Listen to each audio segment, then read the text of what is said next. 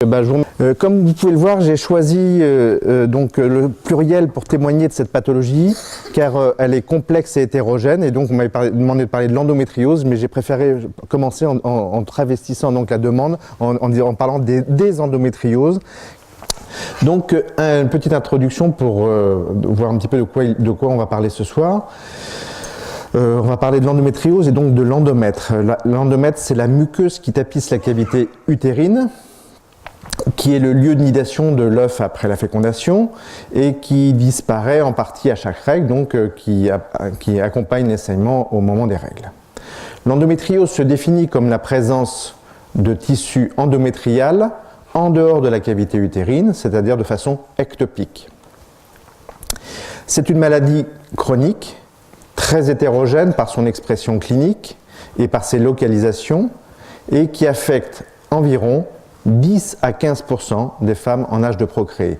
D'où l'intérêt de pouvoir discuter de ce sujet et de pouvoir, au niveau national et au niveau international, vu sa grande fréquence.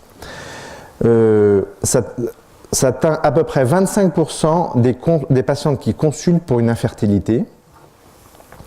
La prévalence de la pathologie à travers le monde semble augmenter année après année, alors que, il s'agit d'une pathologie quand même qui baisse la fécondité, donc a priori il devrait y avoir une baisse de la pathologie puisque les gens sont moins fertiles. S'il y a une augmentation de celle-ci, peut-être qu'il y a d'autres facteurs, comme les facteurs environnementaux, qu'on verra tout à l'heure, qui peuvent augmenter la pathologie. D'autre part, si on la trouve plus facilement aussi, c'est peut-être aussi parce qu'on la dépiste un petit peu mieux année après année, et qu'en fin de compte, cette pathologie qui était peu fréquente parce que peu recherchée, devient mieux recherchée, on la retrouve plus fréquemment.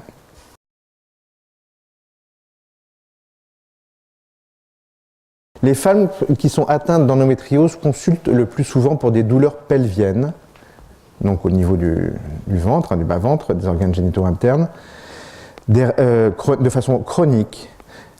Souvent, ça commence par des règles douloureuses.